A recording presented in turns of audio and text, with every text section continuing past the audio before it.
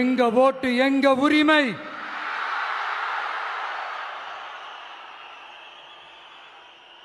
எங்களை யாரும் விலைக்கு வாங்க முடியாது.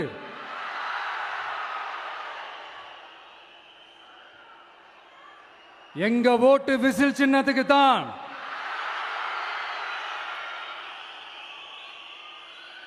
யாரையும் நம்பி ஏமாற மாட்டோம். எங்க வார்த்தையிலிருந்து மாற மாட்டோம். இது நிஜம். தேங்க்யூ.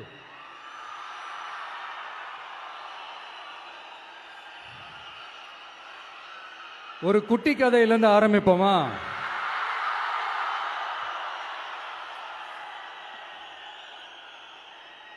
ஒரு பெரிய ஊரு, ஒரு 4 ரோடு ஜாயிண்ட் ஆகிற மாதிரி ஒரு ஜங்ஷன், ஒரு பிஸியான ஏரியா, ஆள் நடமாட்டம் அதிகமாக இருக்கக்கூடிய ஒரு ஏரியா. அங்கே சென்டரில் ஒரு முரட்டு ஜல்லிக்கட்டு காலை ஒன்று நின்றுட்டு இருக்குது. காலில் மண்ணை வீசிக்கிட்டு சீறிக்கிட்டு அப்படியே நின்றுட்டு இருக்குது. யாருமே பக்கத்தில் போக முடியல. அந்த இடம் ஒரு கேஷுவலாக மாறணும் அப்படின்னா அந்த காளையை அடக்கி அமைதி ஆக்கினா தான் மறுபடியும் ஒரு பேக் டு நார்மல் சுச்சுவேஷனுக்கு அந்த இடம் மாறும். அந்த ஊரில் இருக்கிற ஒரு சில பேருக்கு மட்டும்தான் அந்த காளை அடங்கும். அவங்க யாருமே அங்கே இல்லை. ஆனால் அந்த க்ரௌடில் இருந்த ஒரு சில பேர், ஆல்ரெடி அந்த காளையை அடக்கணங்களோட இருந்த ஒரு சில பேர், எங்களுக்கு இல்லாத அனுபவமா? நாங்க பார்க்காத காளையா? நாங்க பார்க்காத மாடா? நாங்க போய் அடக்குறோம்னு சொல்லிட்டு உள்ள போறாங்க. ஒருத்தராலையும் அந்த காளையை தொடக்கூட முடியல. எல்லாரையும் அடிச்சு வீசி தூக்கி போட்டுருச்சு. இப்ப என்னடா பண்றது அப்படின்னு பார்க்கும்போது அந்த கூட்டத்தை விலக்கிட்டு ஒரு சின்ன பையன் ஒரு என்ட்ரி ஒன்று கொடுக்குறான். உங்களுக்கு தான் தெரியும்ல, டேய் எங்களாலே முடியல, நீ எல்லாம் என்னத்தை போய் கிழிக்க போற? எங்களுக்கு அவ்வளோ அனுபவம் இருக்குது, நாங்களே அடிபட்டு ஓரமா படுத்து கிடக்கிறோம். இவன் விளையாட்டுத்தனமா ஏதோ பண்ணிட்டு கிடக்கிறான். பாவம், அந்த காளைகிட்ட போய் அடிபட்டு சாவ போறான். பச்சா பையன், அந்த பையன், இந்த பையன், அண்டர் எஸ்டிமேட் பண்றது, ஏளனமா பேசுறது, இப்படி ஒரு பக்கம். இன்னொரு பக்கம் பரிதாபப்பட்டு, ஐயோ பாவமே, இப்படி தனியா போய் மாட்டிக்கிட்டானே அந்த காளைகிட்ட, என்ன பண்ண போறானோ அப்படின்ட்டு ஒரு பக்கம் பரிதாபப்பட்டு பேசுறாங்க. அந்த சின்ன பையன் எதுவுமே காதலையே போட்டுக்காம 2 பாக்கெட்லையும் கையை விட்டுக்கிட்டு ஸ்டைலா கெத்தா தில்லா அப்படியே உள்ள போறான். ஒரு ஸ்டெப் எடுத்து வைக்கிறான், அந்த காலை அப்படியே சீறிக்கிட்டே நின்றுட்டு இருக்குது. இன்னொரு ஸ்டெப் எடுத்து வைக்கிறான், காலை அப்படியே சீறிக்கிட்டே முன்னாடி வருது. மக்கள் எல்லாரும் பதட்டத்தோட அப்படியே பார்த்துட்டு இருக்கிறாங்க. இன்னொரு ஸ்டெப் எடுத்து வைக்கிறான், காலை அப்படியே முட்டை வரும்போது பாக்கெட்டுக்குள்ள மறைச்சு வச்சிருந்த 2 புல்லுக்கட்டு அதை அந்த காளை கிட்ட காட்டுறான். காளை அப்படியே சடனா வந்து நின்று அது மூடெல்லாம் மாறி அந்த புல்லுக்கட்டை சாப்பிட ஆரம்பிச்சிருச்சு. அந்த சின்ன பையனும் அந்த காளையை அப்படியே தடவிக்கிட்டு வரான். காளையும் பக்கத்தில் ஒரு குழந்தை மாதிரி நடந்து வந்துக்கிட்டு வருது. பக்கத்தில் இருந்த ஒரு வயல்வெளியில் அந்த காளையை மேய விட்டுட்டு வரான். மக்கள் எல்லாரும் அந்த பையனை ஆச்சரியமாக பார்க்குறாங்க. அந்த அடிபட்டு கிடந்த அந்த அனுபவசாலிங்க தலையை தொங்க போட்டு நின்றுட்டு இருக்கிறாங்க. ஏன்னா பேசின பேச்சு அப்படி. வாய் இருக்குன்றதுக்காக நக்கலுமா நையாண்டியுமா நச நச நச நசன் ஒரே பேச்சு. என்ன பண்றது, தலையை குனிஞ்சு அப்படியே நின்றுட்டு இருக்கிறாங்க. அங்க ஒரு பெரியவர் வர்றார். வந்து அந்த பையன்கிட்ட கேட்கிறாரு, எப்படிப்பா இப்படி ஒரு முரட்டு காலை சீறிட்டு நின்றுட்டு இருந்தது, எப்படி அந்த காளையை அடக்கின அப்படின்னு கேட்டதுக்கு அந்த பையன் சொல்றான், ஐயா எனக்கு அந்த காளையை பார்த்தா கோபமா இருந்த மாதிரிலாம் எனக்கு தெரியல, அந்த காலை பசியோடு இருந்த மாதிரி இருந்தது. அதனால தான் அந்த புல்லுக்கட்டை காமிச்சவனை ஓகே நமக்கு தேவையானது கிடைச்சிருச்சு அப்படின்னோடனே அந்த புல்லுக்கட்டை சாப்பிட்டுட்டு நம்மளோட அப்படியே ஜாலியாக வாக்கிங் வந்துருச்சு அப்படின்னு சொன்னான். இதை கேட்ட அந்த பெரியவர் சொன்னாராம், இந்த சின்னவங்க பெரியவங்க அனுபவம் இருக்கிறவங்க அனுபவம் இல்லாதவங்க இதெல்லாம் விஷயமே கிடையாது. யாரா இருந்தாலும் அந்த சூழலுக்கு ஏற்ற மாதிரி அந்த சிச்சுவேஷனுக்கு தகுந்த மாதிரி என்ன பண்ணி அந்த ப்ராப்ளமை சால்வ் பண்றான், ஏது பண்ணி அந்த ப்ராப்ளமை சால்வ் பண்றான், அதுதான் விஷயமே, அதுதான் மேட்ரு. ஸோ நீ சூப்பர்ப்பா, என்ன ப்ராப்ளம் வந்தாலும் நீ சால்வ் பண்ணிடுவ அப்படின்னு முதுகில் தட்டி கொடுத்துட்டு அந்த பெரியவர் போறார். இப்போ அந்த கதையில் அந்த முரட்டு ஜல்லிக்கட்டு காலை தான் நம்ம தமிழ்நாட்டு அரசியல் களம். அந்த பெரியவர் தான் நம்ம தமிழக மக்கள். அந்த பாக்கெட்டுக்குள்ள ஸ்டைலா தில்லா கெத்தா ஒருத்தன் உள்ள வந்தான் பாருங்க, அவன்தான்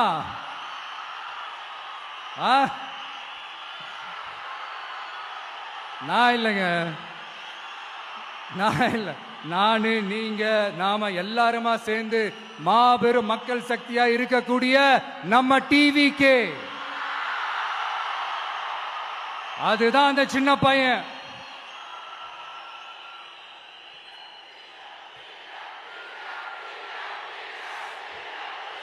தேங்க்யூ தேங்க்யூ தேங்க்யூ.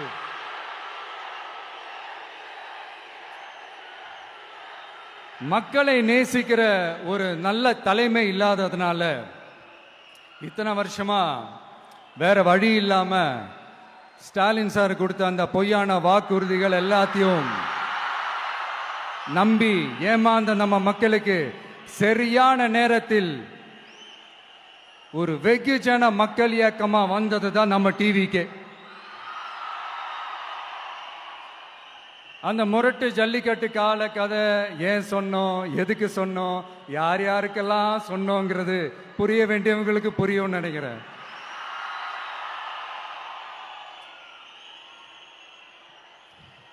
இப்போ நாம ஒவ்வொரு வீட்டில் உயிரா உணர்வா இருக்கிறோம். ஆனால் நான் உங்க எல்லாரையும் நேரில் சந்திக்கணும், நீங்க இருக்கிற ஊருக்கே உங்களை சந்திக்கணும் அப்படின்றது தான் எனக்கு மனசுல இருக்கிற ஒரு பெரிய ஆசை. ஆனா அந்த சிச்சுவேஷன் ஒரு எதிர்கட்சியா இருந்து கேள்வி கேட்டுட்டு இருக்கிற இந்த நேரத்தில் நமக்கு எதிராக என்ன சூழ்ச்சிகள்லாம் நடக்குதுன்றது உங்க எல்லாருக்குமே நல்லா தெரியும்.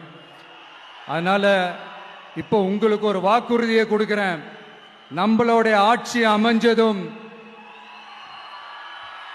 ஒவ்வொரு கிராமத்துக்கும் நான் நேரடியா வந்து என்னுடைய சொந்தங்களாகிய உங்க எல்லாரையும் நான் சந்திக்கிறேன்.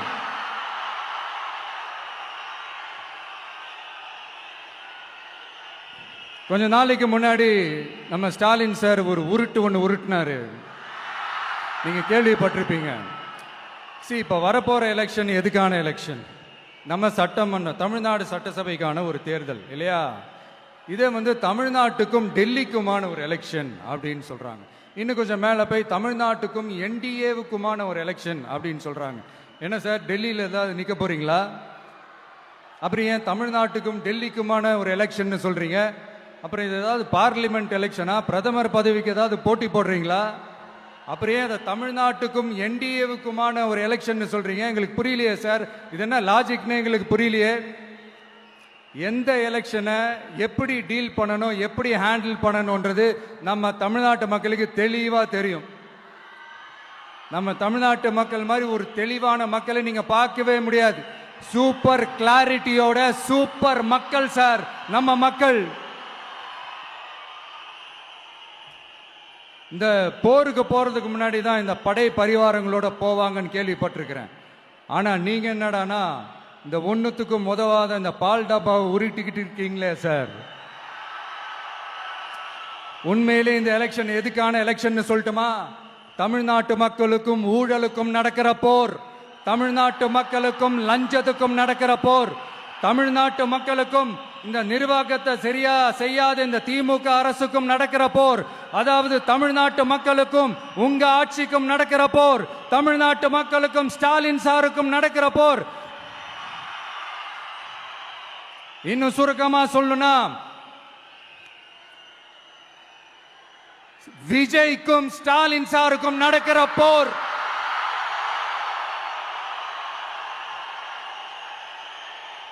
இதுக்கு நடுவுல இந்த என்டிஏ டெல்லி இதெல்லாம் என்ன லாஜிக்னே புரிய மாட்டேங்குது சார்.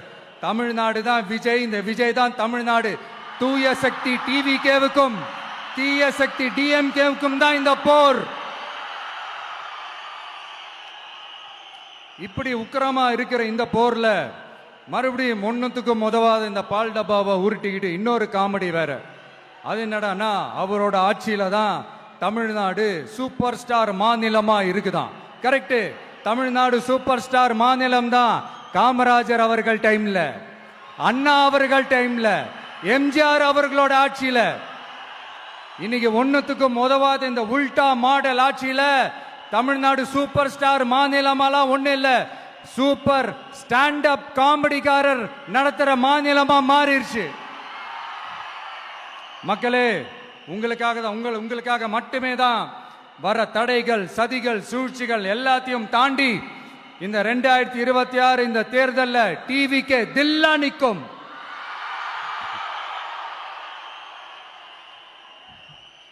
இதுவரைக்கும் நடந்த எலெக்ஷன் வேற, இப்ப நடக்க போற எலெக்ஷன் வேற. ஒவ்வொரு 5 இயர்ஸுக்கும் நடக்கிற எலெக்ஷன் மாதிரி இதை நினைச்சிடாதீங்க. 50 வருஷத்துக்கு ஒரு வாட்டி நடக்க போற ஒரு எலெக்ஷன் மாதிரி இது. அதிசய எலெக்ஷன். ஒரு எலெக்ஷன்ல அவங்களோட எதிரிகளை தான் எதிர்ப்பாங்க, அப்படிதான் எதிர்ப்பாங்க, அதுதான் யதார்த்தமும் கூட. ஆனா இந்த எலெக்ஷன்ல தான் ஒட்டுமொத்தமா எல்லாருமா சேர்ந்து ஒருத்தனை எதிர்க்கிறாங்க. ஒட்டுமொத்தமா எல்லாருமா சேர்ந்து இந்த விஜயை எதிர்க்கிறாங்க. ஏன்னா இந்த விஜய் ஊழலை எதிர்க்கிறான், லஞ்சத்தை எதிர்க்கிறான், மக்களோட மக்களா நிக்கிறான். அந்த மக்கள் அவன் கூட நிக்கிறாங்க. அந்த காண்டு எப்படி? அந்த காண்டு தான் ஒட்டுமொத்தமா எல்லாருமா சேர்ந்து ஒருத்தனை எதிர்க்க காரணம். நீங்க எப்படி வேணா எதிர்த்துக்காங்க, ஆனா போட்டி 2 பேருக்கு நடுவுல தான் ஒண்ணு இன்னொன்னு. இந்த எலெக்ஷன் டேல மேக்சிமம் என்ன பண்ணுவீங்க? போவீங்க, ஓட்டு போடுவீங்க, வருவீங்க, அவ்வளவுதான் உங்களுடைய பார்ட்டிசிபேஷன்.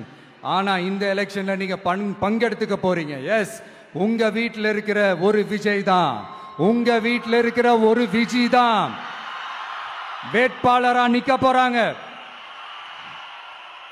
உங்க வீட்டில் நிக்கிற ஒரு வேட்பாளர்னா அப்போ உங்க வீட்டில் இருக்கிற மற்றவங்க எல்லாருமே வாக்காளர்கள் தானே. உங்க அம்மா, உங்க அப்பா, உங்க அண்ணன், உங்க தம்பி, உங்க சொந்தம் டிவிக்கு வேட்பாளர் அப்படின்னா அப்ப உங்க ஓட்டு விசில் சின்னத்துக்கு தான் எல்லாருக்குமே தெரியும். ஏன், நம்மளோட எதிரிகளுக்கு கூட அது நல்லாவே தெரியும். அதனாலதான் நமக்கு எதிராக அவ்வளவு அவதூறு பரப்புறாங்க. என்னென்ன அவதூறு பரப்புறாங்கன்றது உங்களுக்கே நல்லா தெரியும். ஆனா அவங்களுக்கு தெரியாது, ஏன் மேல அவதூறு பரப்புனா அது மக்கள் மேல அவதூறு பரப்புற மாதிரின்னு. எனக்கு அரசியல் தெரியலன்னு சொன்னா அது மக்களுக்கு அரசியல் தெரியலன்னு சொல்ற மாதிரின்னு. என்ன அசிங்கமா பேசினா அது மக்கள் அசிங்கமா பேசுற மாதிரின்னு. எனக்கு எதிராக செய்யற ஒவ்வொரு செயலும் அது மக்களுக்கு எதிராக செய்யற செயல் அவங்களுக்கு தெரியாம போச்சு. இந்த விஜயும் மக்களும் வேறு வேறு இல்லை. இந்த விஜயும் மக்களும் ரத்தமும் சதையும் மாறி, உடலும் உயிரும் மாறி, ஒன்னிலிருந்து ஒண்ண பிரிக்கவே முடியாது. எஸ், சென்சிட்டிவான சென்டிமெண்ட், அது சென்சிட்டிவான சென்டிமெண்ட்.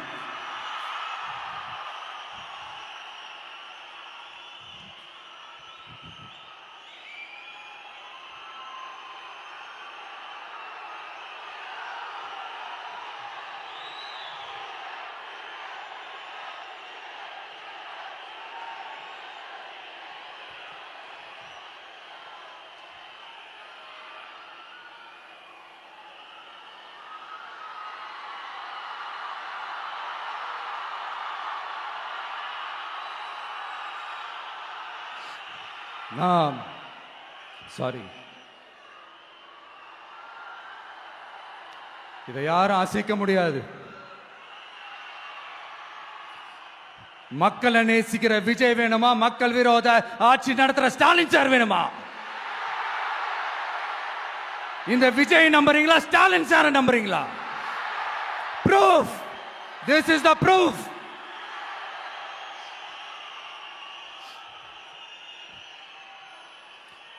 இந்த தீய சக்தி, ஊழல் சக்தி, இதெல்லாம் ஏன் சொல்றோம், எதுக்கு சொல்றோம், யாரை சொல்றோன்றதெல்லாம் மக்களுக்கு தெளிவா தெரியும். அதே மாதிரி டிவிகேவுக்கு போட்டி டிஎம்கே தான்றதும் மக்களுக்கு தெளிவா தெரியும். அப்படி இருக்கும்போது நாம ஏதாவது பேசினா வாண்டடா சில பேர் வந்து வண்டியில ஏறி உட்காந்துக்கிறாங்க. ஆமா, வாண்டடா சில பேர் வண்டியில ஏறி உட்காந்துக்கிட்டு குரல் கொடுக்கறாங்க. சீரியஸா ஒரு போட்டி நடந்துகிட்டு இருக்கும் போது இங்க காமெடிக்கெல்லாம் இடம் இல்லை பாஸ். இதெல்லாம் மக்களுக்கு தெளிவா தெரியும். இந்த நேரத்தில் ஒரு சீரியஸ் கேள்விய இன்னைக்கு இருக்கிற மிகப்பெரிய அரசியல்வாதிங்க கிட்ட கேட்கணும்னு நான் நினைக்கிறேன். நீங்க அரசியலுக்கு வர்றதுக்கு முன்னாடி உங்ககிட்ட இருந்த சொத்து எவ்வளோ? அரசியலுக்கு வந்ததுக்கு அப்புறம் இன்னைக்கு உங்ககிட்ட இருக்கிற சொத்து எவ்வளோ? அதை ஓபனா டிக்ளேர் பண்ண முடியுமா? அப்படி வந்த காசெல்லாம் என்னென்ன தொழில் செஞ்சு வந்துச்சு, என்ன வேலை செஞ்சு வந்துச்சு, உண்மையிலே நீங்க உழைச்சி சம்பாதிச்ச காசா, இல்ல ஆட்சி அதிகாரத்துக்கு வந்ததுக்கு அப்புறம் ஆட்டைய போட்ட காசா? இதெல்லாம் ஓபனா டிக்ளேர் பண்ண முடியுமா? இதெல்லாம் நம்ம கேட்டா எல்லா ஊழல்வாதிகளும் ஒன்னா சேர்ந்து நம்ம மேல சேத்தவாரி வீசுவாங்க.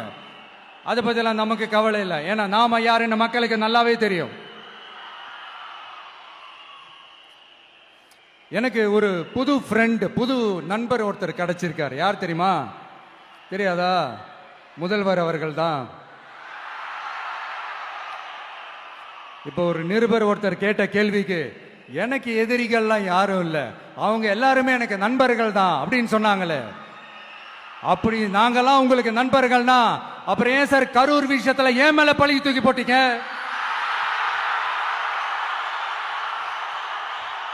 உங்களுக்கு மனசாட்சின்னு ஒண்ணு இருந்தா அப்படி பேசிருப்பீங்களா?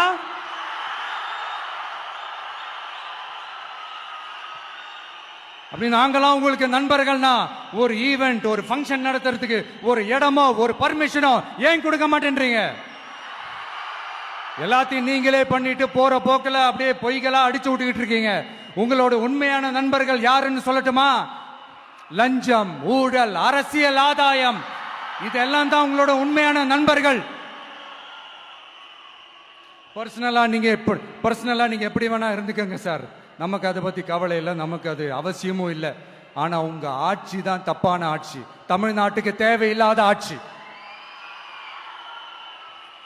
கொஞ்ச நாளைக்கு முன்னாடி கற்பனையா ஒரு விஷயம் ஒன்று சொன்னேன். இந்த முதல்வர் கூட விசில் சின்னத்துக்கு தான் வாக்களிப்பாரு அப்படின்ட்டு கற்பனையா ஒன்று சொன்னேன். ஆனா இன்னைக்கு நிஜமாவே நமக்கு ஆதரவா ஒரு கோஷத்தை எழுப்பியிருக்கிறாங்க. அது என்ன தெரியுமா? எங்க வாக்கு சாவடி வெற்றி வாக்கு சாவடியா. அதுக்கு அர்த்தம் என்ன தெரியுமா? எங்க வாக்கு சாவடி விஜய் வாக்கு சாவடின்னு அர்த்தம்.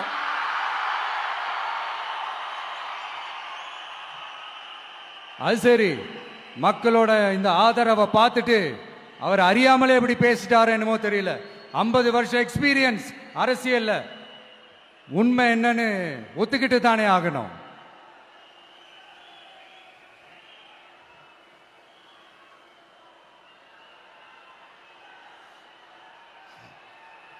ஜனநாயகம்ங்கிறது பெரும்பான்மை ஆட்சி அதிகாரம் சார்ந்தது மட்டும் இல்லை, சிறுபான்மை மக்களின் உரிமைகள் உணர்வுகளும் புனிதம்னு நினைச்சு அதையெல்லாம் காப்பதற்கு பெயர் தான் ஜனநாயகம்னு 1963 அறிஞர் அண்ணா பார்லிமெண்ட்ல பேசினதை நாம இங்க சொல்றது ரொம்ப பொருத்தமா இருக்கும். அறிஞர் அண்ணா சொன்னது தான் டிவிகேவோட நிலைப்பாடும். இந்த ஸ்டாண்ட்ல நாம 100% உறுதியா இருப்போம். யாருக்காகவும் எதுக்காகவும் இதுல சமரசமே கிடையாது. மதச்சார்பற்ற சமூக நீதி தன்மை தான் நம்ம அடிப்படை கொள்கைகள் ஒன்று, அதில் எந்த மாற்றமும் எப்பவும் கிடையாது. ஆனா இதெல்லாம் மறந்துட்டு எப்படியாவது எதையாவது செஞ்சு ஓட்டு வாங்குறதுக்காகவே இங்க சில பேர் இருக்கிறாங்க. அவங்கள மாதிரி நமக்கு அப்படி சில பிரச்சனைகள்ல எரியற நெருப்புல எண்ணெய ஊத்துற எண்ணமே இல்ல.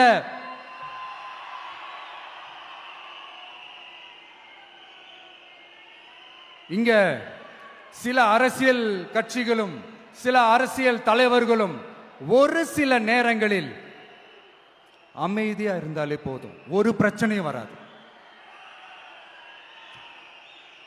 இப்போ கரண்ட்ல இருக்கிற சில பிரச்சனைக்கு வருவோம். இந்த கரண்ட் பிரச்சனைக்கு வருவோம். மாசம் மாசம் கரண்ட் பில் கட்டுற மாதிரி மாத்துவோம்னு சொன்னீங்களே, செஞ்சீங்களா? நிறைய வீடுகள்ல 100 யூனிட் தான் அந்த கரண்ட் செலவாகுது ஒரு மாசத்துக்கு. மாசம் மாசம் நீங்க அந்த பில்லு கொடுத்தீங்கன்னா அவங்களுக்கு அது ஃப்ரீ ஆயிடும். அவங்க அந்த காசை கட்ட தேவையே இல்லை. ஆனா 2 மாசத்துக்கு ஒரு வாட்டி அந்த பில்லு கொடுத்தீங்கன்னா, இப்ப சப்போஸ் அது 200 யூனிட்டுக்கு மேல போச்சுன்னா அது அவங்களுக்கு ஒரு மிகப்பெரிய சுமை தானே. இது எந்த கணக்கில் எடுத்துக்கிறது? ஒரு மாதிரி ஒரு மாடர்ன் கரப்ஷன் அப்படின்னு எடுத்துக்கலாமா? அடுத்து பஸ் வசதி. நிறைய கிராமங்கள்ல பஸ் வசதி இல்லைன்னு சொன்னா இந்த ஒட்டுமொத்த திமுக அரசும் கத்திக்கிட்டு வந்துருவாங்க. நாங்க பஸ் விடாத கிராமங்களே இல்ல அப்படின்னு சொல்லுவாங்க. அப்படியே அது உண்மை அப்படின்னா முதல்வர் அவர்கள் கிட்ட நம்ம தங்கச்சி ஒருத்தவங்க ஒரு கேள்வி கேட்டாங்களே, எங்க ஊருக்கு ஒரு மினி பஸ் ஆவது விடுங்க சார் அப்படின்னு கேட்டாங்களே, அது எந்த கணக்கில் எடுத்துக்கிறது? நிறைய மலை கிராமங்கள்ல பஸ் வசதி இல்ல, நிறைய மலை கிராமங்கள்ல ஹாஸ்பிட்டல் வசதி இல்ல. இது ரெண்டுமே எவ்வளவு முக்கியமான ஒரு விஷயங்கள். பஸ் வசதியும் ஹாஸ்பிட்டல் வசதியும் இல்லாததுனால வீட்டிலேயே பிரசவம் பார்க்கிற அந்த ஆபத்து இருக்குதுன்னு எவ்வளவு நியூஸ் பார்க்கிறோம். இதெல்லாம் எந்த கணக்கில் சேர்த்துக்கிறது? அடுத்து இது எல்லா மீட்டிங்லயும் பேசுறதுதான், பெண்களுக்கு பாதுகாப்பு நம்பர் 1 இருக்குது தமிழ்நாட்டில் அப்படின்னு சொல்றாங்க. அப்புறம் அது என்ன, வி சேஃப் மாடலா? பெண்கள் என்ன சொல்றாங்க தெரியுமா? அது வி சேஃப் மாடல் இல்ல, வி ஆர் நாட் சேஃப் மாடல்னு சொல்றாங்க. இப்படி இருக்கிறப்போ தமிழ்நாட்டில் எங்க போனாலும் பெண்களுக்கு பாதுகாப்பு அப்படியே கொட்டி கிடக்குதான். இப்படி சொன்னா எப்படி சார்? கேட்கறவங்க என்ன கேசரி சாப்பிடுறாங்க நினைச்சீங்களா?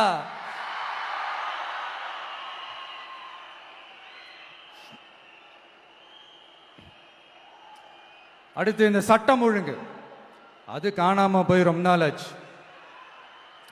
இவன் வேற, இந்த விஜய் வேற, எங்க போனாலும் இந்த மக்கள் கிட்ட இந்த சட்டம் ஒழுங்கை பத்தி பேசி ஞாபகப்படுத்திக்கிட்டே இருக்கான்னு முதல்வர் அவர்கள் அவங்க கூட இருக்கிறவங்க கிட்ட எல்லாம் சங்கடப்பட்டாராம். நாம் என்ன பண்றது? நாம தான் தமிழ்நாட்டோட விசில் ப்ளோயர் ஆச்சே.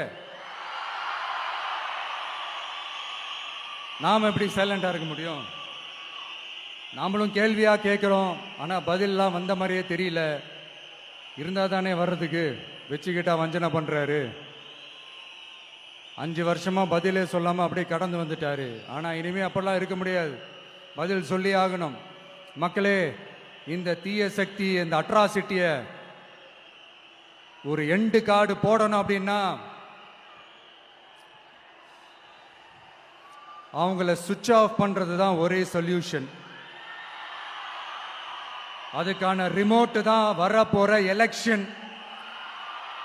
அந்த ரிமோட்ல நீங்க அழுத்த வேண்டியது ஒரே ஒரு ஆப்ஷன், அதுதான் நம்ம விசில் சின்னத்தோட பட்டன். இத 4 விஷயத்தை நீங்க செஞ்சாலே போதும்.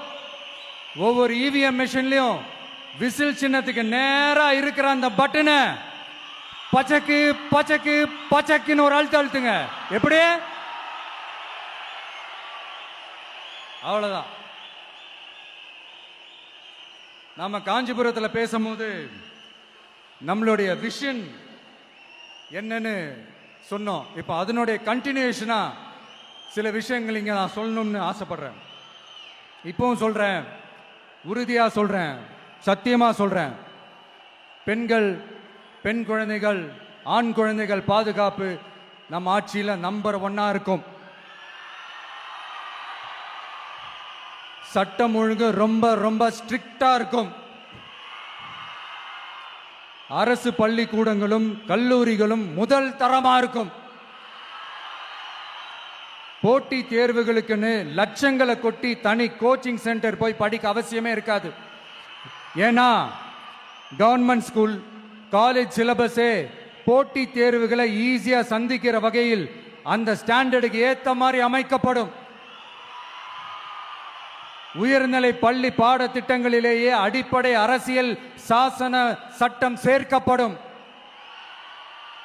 மாநில மற்றும் ஒன்றிய அரசு அலுவலகங்கள், வங்கிகளின் செயல்பாடுகள் மற்றும் அவற்றை அணுகும் முறை குறித்து மாணவர்களுக்கு தெளிவான புரிதலை ஏற்படுத்தும் வகையில் தேர்வுகள் அற்ற செயல்முறை பாடமாக கற்பிக்கப்படும்.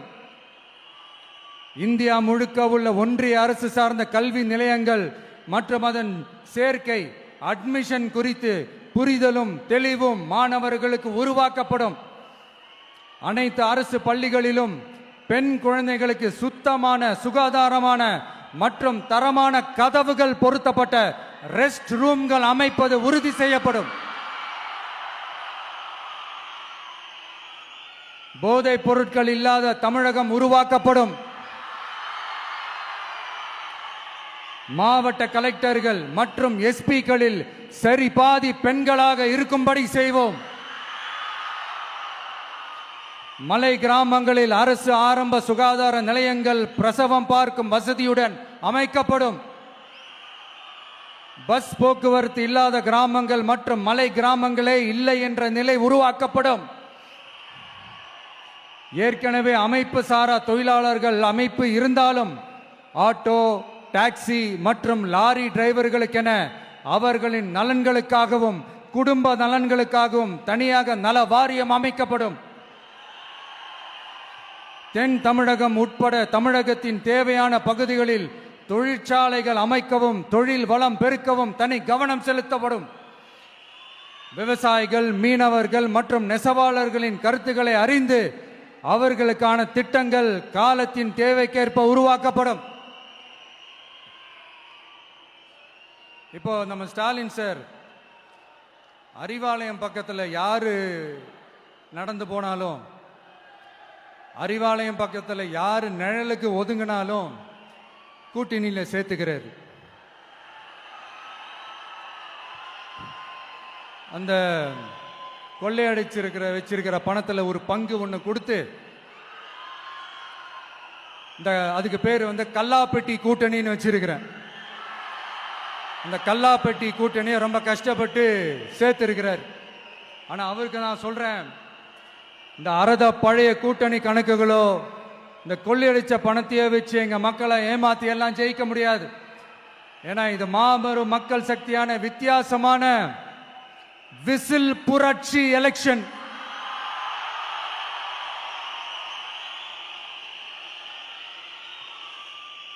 உங்களோட நான் இருக்கேன், நம்மளோட நம்ம மக்கள் இருக்கிறாங்க. இதுக்கு மேல என்ன வேணும்? கான்பிடென்டா இருங்க, நல்லதே நடக்கும், வெற்றி நிச்சயம். மீண்டும் சந்திக்கும் வரை நன்றி, வணக்கம்.